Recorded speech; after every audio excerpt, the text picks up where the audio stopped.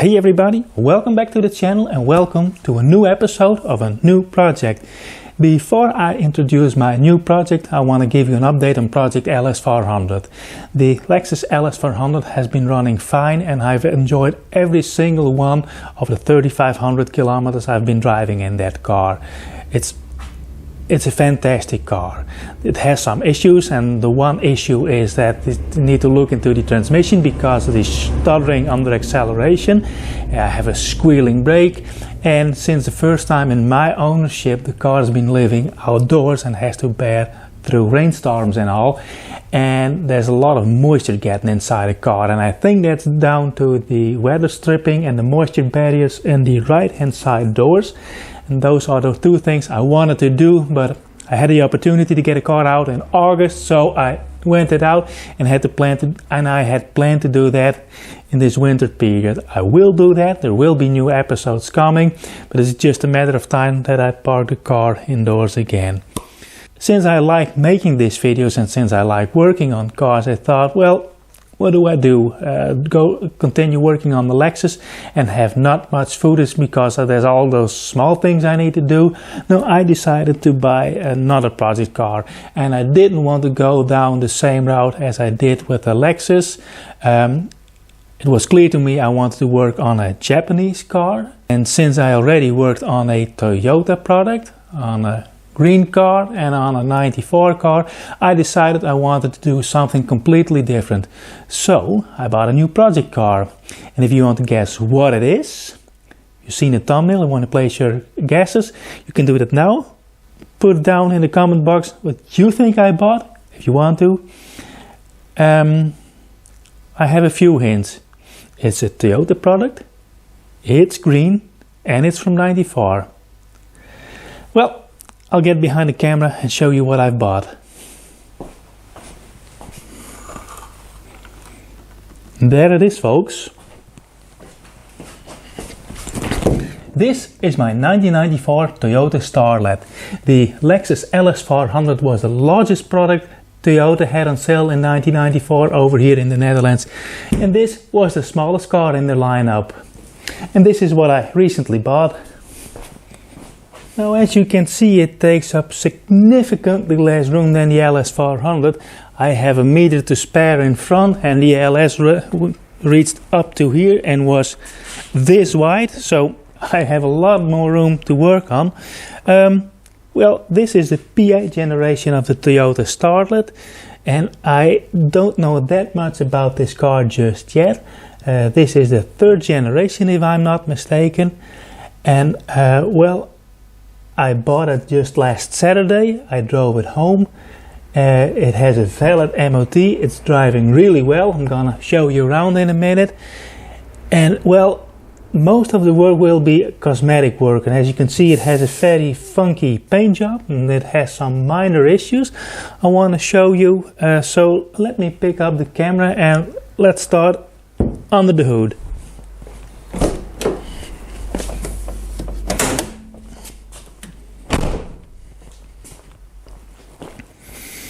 And maybe some eagle-eyed viewer noticed something on the roof. That's where one of the main problems was. So under the hood is Toyota's famous 1.3 liter 2E engine. And since this one has fuel injection, it has multi-port fuel injection, this is the 2E-E engine. It doesn't have power steering. Most of these cars came with a 5-speed manual gearbox. This one has a 3-speed ISN automatic gearbox. As you can see, the battery is currently out because that was on its way out. I had it tested this morning and it was going bad, so I bought a new one. And that's one of the benefits of owning a smaller car and a smaller Toyota instead of a large Lexus. Parts are significantly cheaper. When I drove it home, it just drove perfectly. It went straight ahead when I had my hands off the steering wheel. It brakes well, it doesn't pull to the left or the right, and almost everything is working. In the interior there are only two light bulbs that are bad. I'm gonna show you that in a minute. And I noticed that the coolant temperature gauge doesn't come from its resting position, and there was very little heat coming from the heater inside the car. And I'm pretty sure that the thermostat stays open, so I already went to the car parts store and I bought a new thermostat. So that's one of the things that's going in. The new battery is going in. But other than that, this car is very well maintained. The friendly lady that sold it to me had kept all the invoices from her 5 years of ownership, and just 500 kilometers ago it had an oil change. There's a brand spanking new oil filter on here.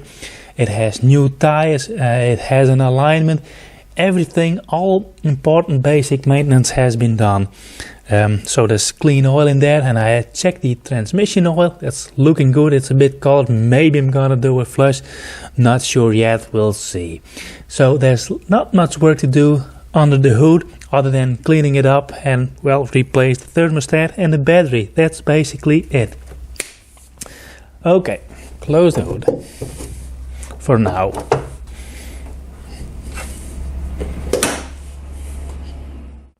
One of the bigger problems the car had is that the sunroof was leaking, and that poor lady that sold me the car forgot to cover it. She says usually when it starts raining I put a cover on there so it doesn't get wet on the interior. And last Saturday when we got it, she forgot it. It had rained and the seats were wet, so I drove it home. I was sitting on a plastic bag and that worked for me. Oh, let's put on a little bit more light. Here's a view to the back. So I already went ahead yesterday. That's me, had some spare time. And the thing is, I hope I can show you with one hand. As you can see, you can lift it up.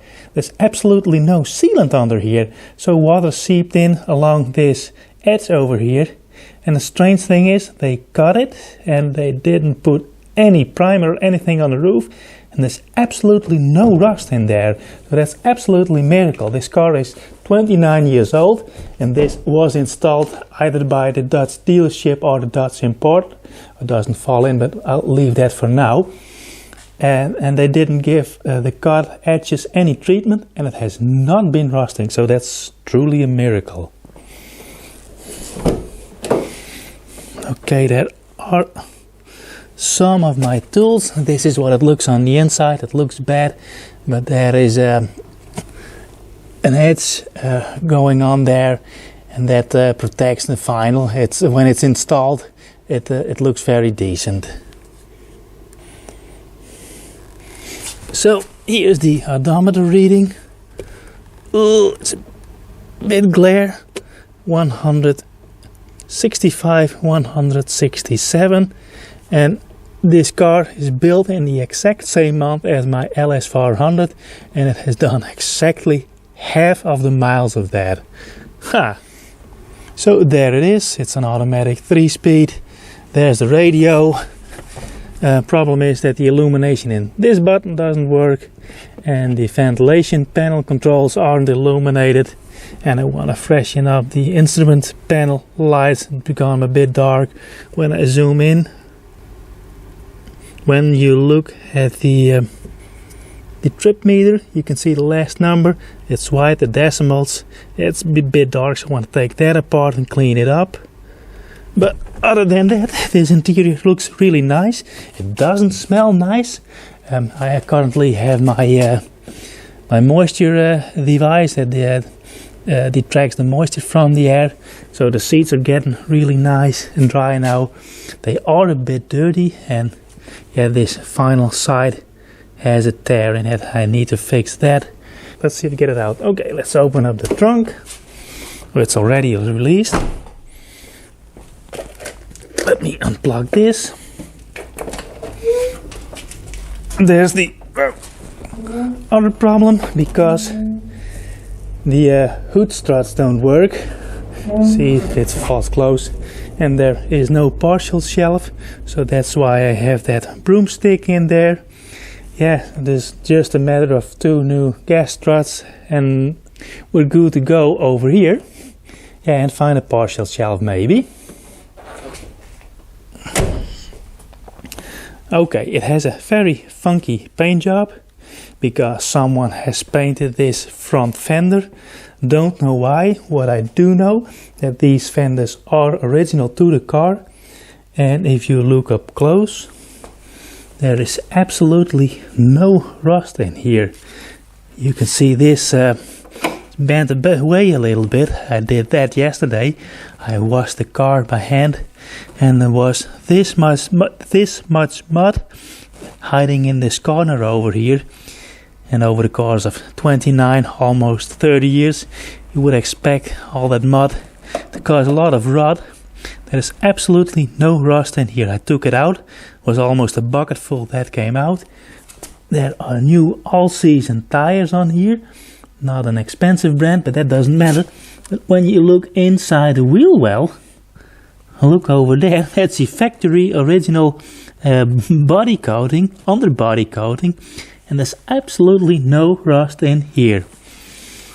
Let's have a peek alongside the rockers. There's a little bit of surface rust. We go down all the way to the back. If the camera wants to focus. There is no rust, there is no rust, there is no rust. Along the rear wheel arch, no rust to be seen. Absolutely no rust. And it's quite a miracle. I mean, this car was 1/5 or maybe even 1/6 of the price of the Lexus, and I just so happened to find the one LS400 that was rusting, and now I get treated with a car that's known for rust problems, and it's absolutely rust free. So maybe I have a good Toyota karma.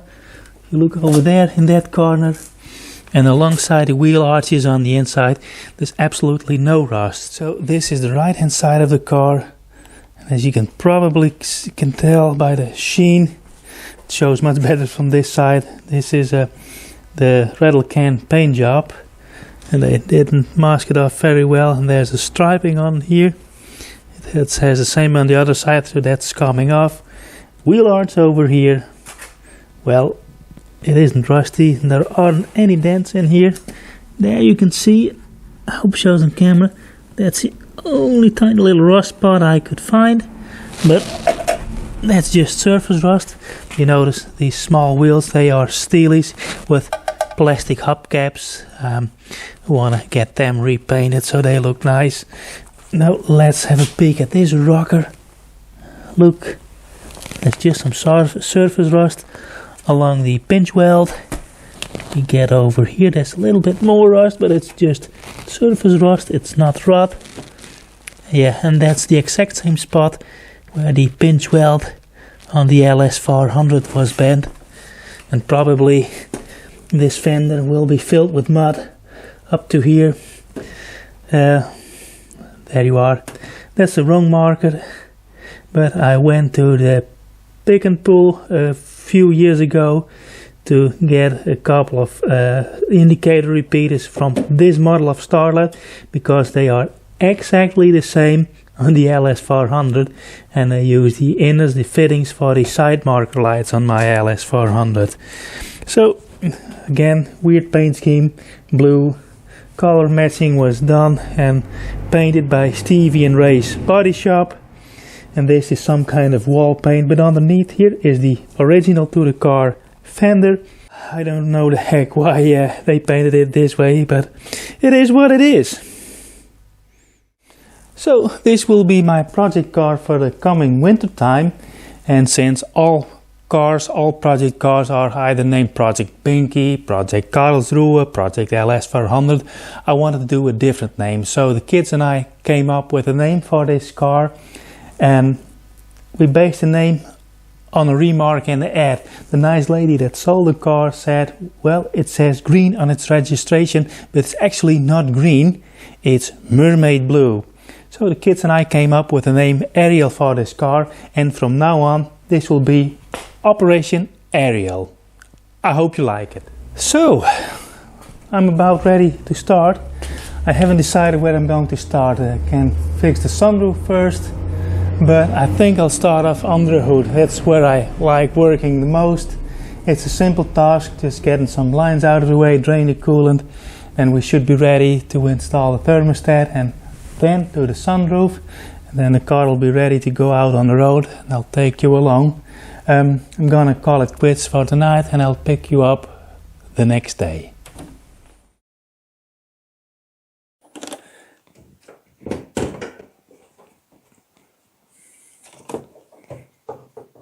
Ooh, those hinges could use a little WD-40. Let me do that first. If you don't lubricate those hinges, a hood during driving can shake around a little bit when those hinges are improperly lubricated or a bit seized. They can cause cracks in that mechanism. This is a whole lot better. Alrighto. Well, first thing to do is to drain the coolant. Let me see if we have a coolant drain. Yes, it's over there. And put the heater in the interior to hot. And that's what it is already. We have a peak down there. There is the drain plug. There's a small hole under there. So when you turn it open, the entire coolant system will drain. It's always easy to lift off these caps so air can get in. And as you can see, it's nice and red, it's clean. So let me put you back on a tripod.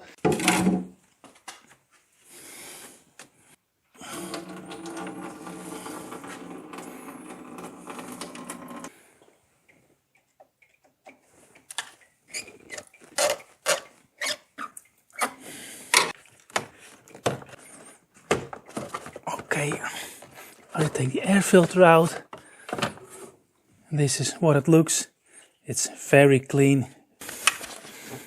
Now it wants to give way. There it is. Let me see if that wants to come off.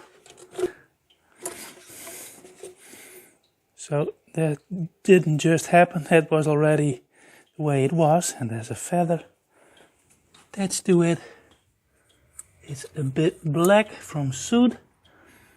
Some kind of EGR going on here.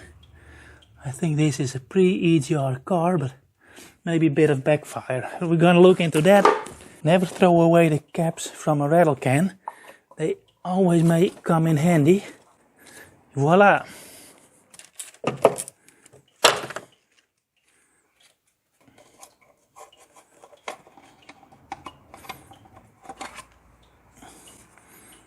That's not looking too bad.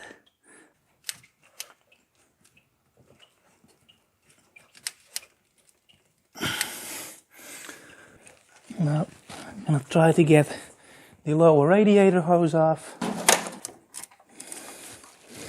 That's one loose. That's the other one. And just like the Lexus, once you have cracked those nuts loose, you can turn them off by hand. And that's the thermostat out. I'm gonna give this a clean, and then it's ready to go back in.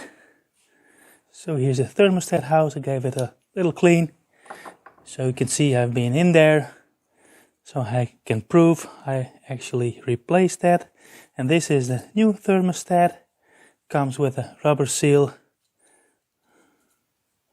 It came with two seals actually, but this thermostat is used in a lot of other Toyota models, and those require different seals. So they look the same. Well, this can go back in, and these thermostats have this little flappy thingy. It's loose, goes in the top. That's to bleed air out of the system, and it goes in something like this. It sits like this, so make sure that this goes towards the top, which it does right now. Or better, I can put it in here probably. No, it sits in this rim over here. So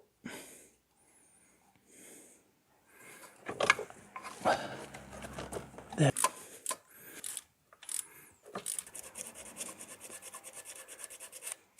This can go back on.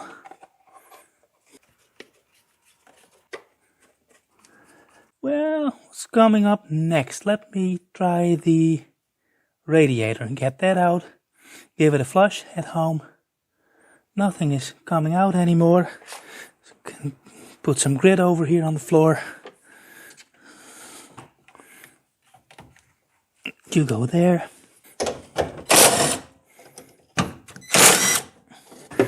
Imagine doing this on an LS400. It would take me a whole evening. And I was tired, went home, and we're about, I think I'm 30 minutes in, and I already replaced the thermostat.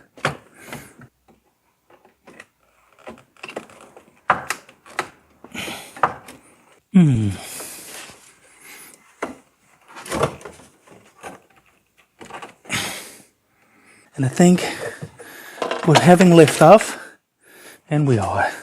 Look down there, those two copper pipes are for the heat exchanger from the automatic transmission. And if you look up close, you can see there's rusty water inside the outlet. So, glad that's out. I'm going to head home. I'm gonna flush the radiator, and I'm going to see if I can find a new intake line. Man, that was a lot of work. Alrighty, I'm back from home, and I got my camera up and running again. Previous scene was filmed with my smartphone. So, there's the radiator, and to my surprise, when I started flushing it, it took 30 seconds, there was some brownish water coming out, and within 30 seconds there was clean water coming out. So it wasn't clogged, and it's very clean on the inside. So I'm gonna reinstall this now. As you can see, I have this taped off. There's ADF in there, and I didn't want any water to get in there. Yeah, hope. Okie dokie.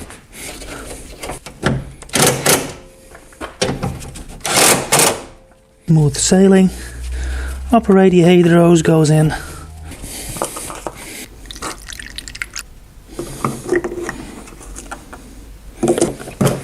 We'll have the car running in a minute when the intake line is back on. I found a temporary fix for the intake. I already went online and searched for a replacement part, but they are nowhere to be found. They're not in production anymore. So then I remembered there is this tape that can seal all sorts of lining, even this cracked hose. I may have a suitable thingy for that. When I cut this off, this will work too. Yeah, and that's going to work too. There's a PCV breather valve.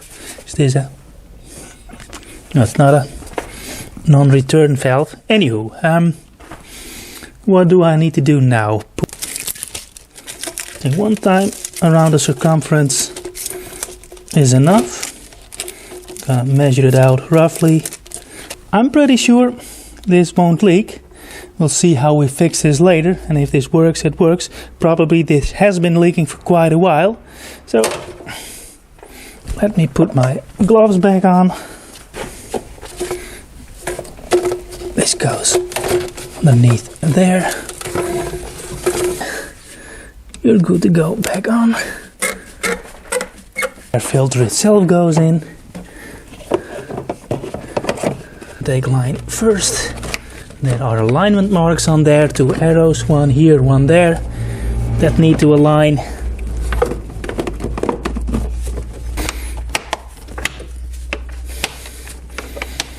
Okay, it's time for the new battery to go in.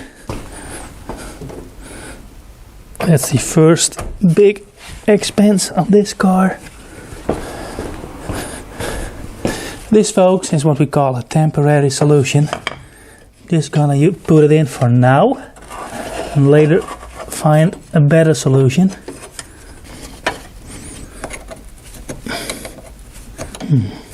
I must say, we're really curious to see what the new battery does. As I said, the old one was tested and the car had trouble starting. You can hear the starter solenoid clicking, but I really hope it starts up faster than it did. Oh yes.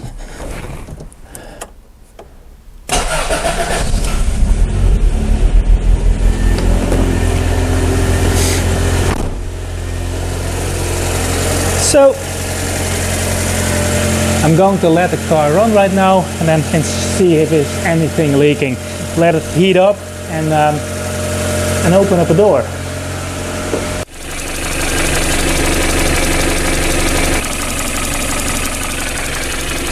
Okay folks, things are looking really well. I'm gonna check the temperature.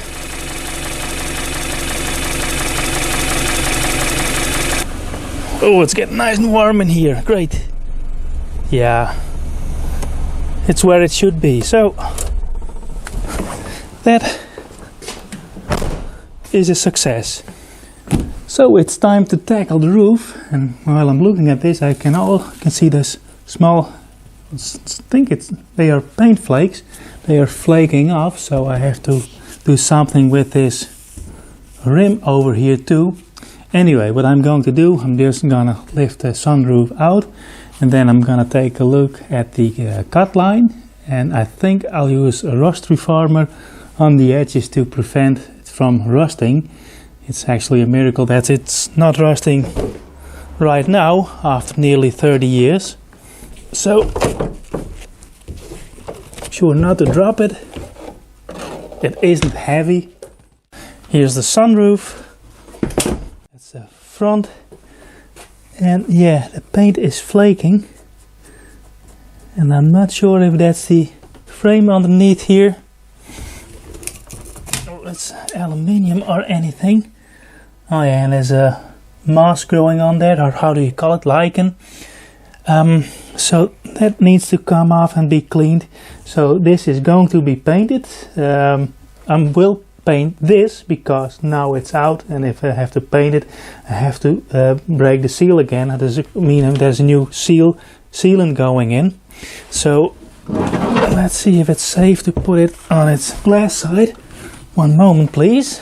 The Starlet came with a boatload of floor mats in the trunk, so we're gonna put them to use straight away. And by the way, those are nice clean mats, so there it is. And it's extremely dirty, I can see, so it hasn't been cleaned for a while. Yeah, can you see? I can draw clean lines in there. So that triggers my OCD. I want to clean it right away. So now it's time for me to figure out how this mechanism works. So this is the rear, and you can see it just opens. It's not pulled down completely, and I think it should pull down in its weather stripping a bit more, and I think it's mostly down due to the mechanism in here. And I think this is a cable based system, because they usually are.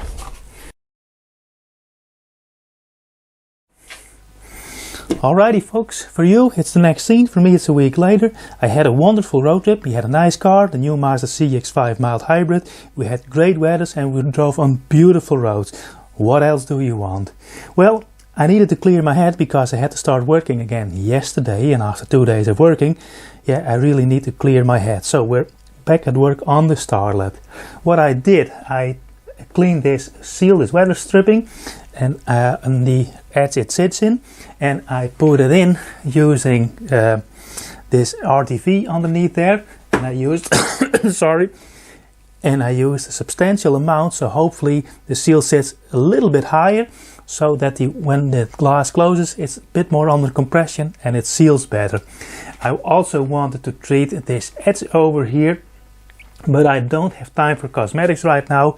It needs to be technically functional. So while this is curing, we're going back to the car, and I want to treat the cut line in the roof with some rust reformer. There are some small spots of rust, and I want to address that before I put the roof back in. So let's head over to the car. I'm using the trusty old Brunax rust reformer, rust converter on there. And you heard me say earlier in this episode that I was surprised that there wasn't any rust on this edge. I thought I saw some flash rust on this edge, but actually it's primer, and that held up really well. I also tried to clean the inside that meets this surface of the window, but That stuff was so brittle and hard to get off. I feared I might damage the frame itself, and I didn't want to run that risk.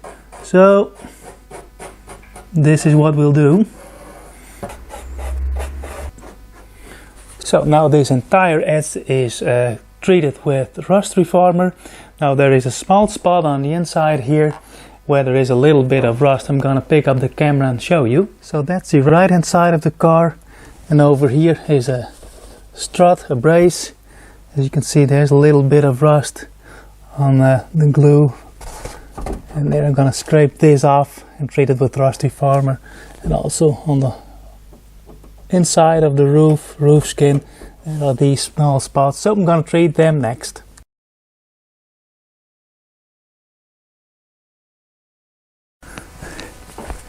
It's the following day, and I've tried to fix the sliding tilting mechanism of the sunroof, but unfortunately it's been repaired once before and it has so much damage it won't even close. So I broke off a piece of a mechanism. I tried to glue it with epoxy glue, it didn't work, but I have to get the car out, and what I'm going to do is just put some RTV on the edge of the sunroof frame and then slide it in. And to make it watertight and to keep it down, I'm gonna use black duct tape. I have to work and think fast at this moment, so that'll be my next step. I got RTV all over my hands. Good thing I'm wearing gloves. So let's see if we can get this into place.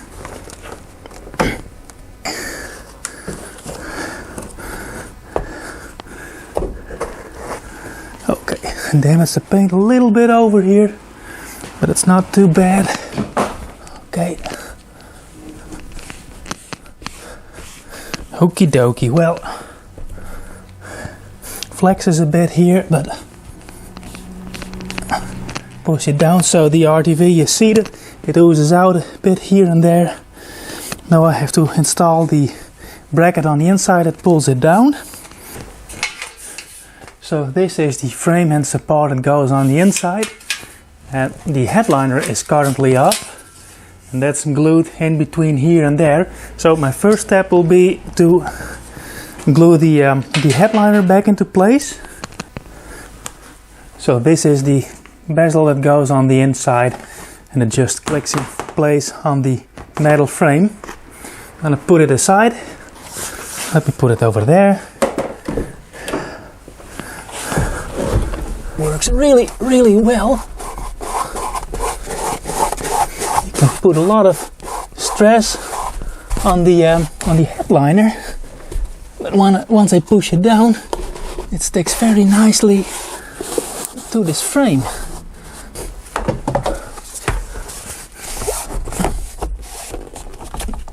Okay, well, at least we have that sunroof in right now. So I'm not sure what to do next. I think I leave the RTV to dry. And now I'm just going to get out and get a black duct tape so I can tape this off. Okie dokie, went to the store. I have black duct tape, I have my knife at hand, and I figured I need to find something a little bit heavy to push down on this corner here. Yeah, that's better. Okie dokie.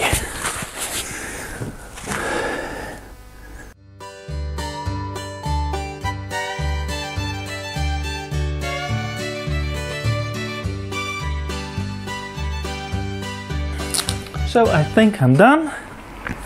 So the car is basically finished for now, so it is ready to go out.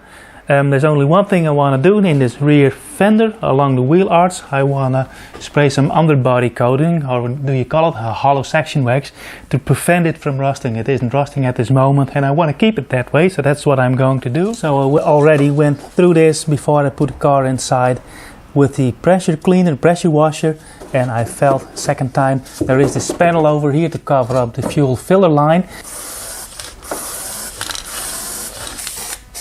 It's running on empty, but at least there's something in here. So now I'm gonna get the car out, back it up, back in, and repeat the same on the other side. Ooh, it smells like glue.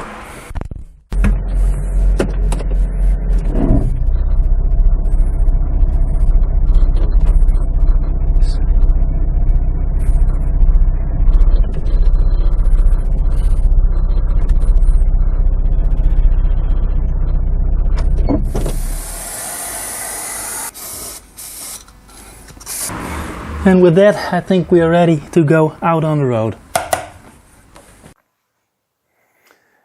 So it's actually a couple of days later. I did some work off camera because I wanted to clear my head, and a little kid of the neighbors was helping me out, and YouTube is quite strict when it comes to kids in videos, so I decided not to film it. But let's go out in the car and show you what I've done off camera, and then we'll go for a test drive. So, let's hop in. It's a bit windy today. Okay, what I did is over here behind the glove box lives the fan motor, and it was a bit noisy. There were some leaves in there, so I took it out and I cleaned it. I checked the electric motor, and it was, well, the brushes were fairly worn. I tried to lubricate the axle. It's a bit cleaner, but still fairly noisy. When you're driving the car, you do not have the radio on, you can hear it. Speaking of the radio, I installed this older Pioneer radio. It's period correct, but I soon found out that it isn't working. After 2 minutes it stops playing, and this reception isn't all too good. What I also did, I took out this cluster, this heater control cluster, and there are some hidden screws behind here, so you have to pull this part out. It's still a bit loose because someone has been in here before, hence why it's cracked. The illumination wasn't working, so there's one single bulb behind here. I think I'll blend in some pictures I found online. You pull this out, there are 3 screws, I believe, and then you can pull this section out. And also the illumination of this button wasn't working, so put a small incandescent bulb in there. What else did I do? Oh yeah, let's look in the back. Rear windows, the pivots were seized, so I put a little bit of WD-40 on there, and this metal part I bent a little bit more inward, so now when you open and close them, especially when you close them, you have that click, and it didn't do that. Both windows were rattling. Looking to the trunk, tailgate, I ordered used gas struts for them because I couldn't find any used ones, and I ordered a partial shelf. And when you look down there, that's the bike carrier I bought for 20 euros. I picked it up yesterday, tested it, picked up my daughter from work, put her bicycle on the back, and well, that worked exceptionally well. So warning, it can be a bit loud. I hope you can hear me. At 30 kilometers an hour, this car is 10 times as noisy as a Lexus LS400 at top speed. Well, yeah, this car, the LS, cost 30 times more than this one. So let's put the ignition on. You'll notice you don't hear the fuel pump running. I found it a bit strange, but anywho, these early fuel injection systems were quite different than what we're used to see nowadays.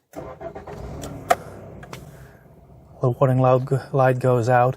It's idle, it's warm. Idle is a bit low. I think I have to adjust that.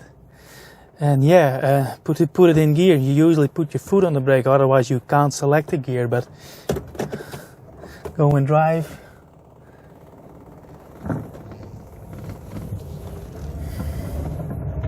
And off you go. By Project LS400. Not sure if the microphone picked it up, but when I made a sharp left turn to go on the main road, you can hear the CV joint on the right hand side. I think it's the right hand side. Always when I make a sharp left turn, I hear that knuckle. So that needs replacement. And yeah, all kinds of rattles. But it's not something I can completely solve. This car, that's just the way it is with this car at that price point. It comes with rattles and noises. But anywho, the gearbox, you can hear it, you can feel it shift every now and then, but other than that, it works just fine. So let's take a ride here.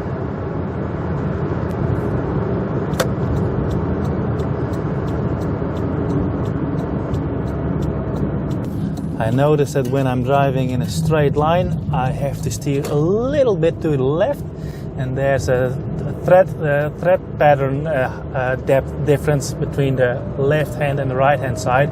So I think I may change the tires on the right hand side.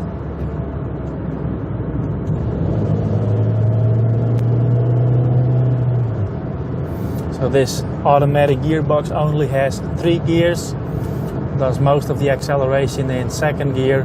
The kick down isn't too eager to come in. I'm doing 80 right now, comes kick down, but it doesn't shift back to third gear, but we're doing 90 already. It's a super light car. Yesterday I received from the tax services, the road taxes, and over here this car is 20 euros a month, whereas the LS400 is 105 euros a month. So that's quite a substantial difference.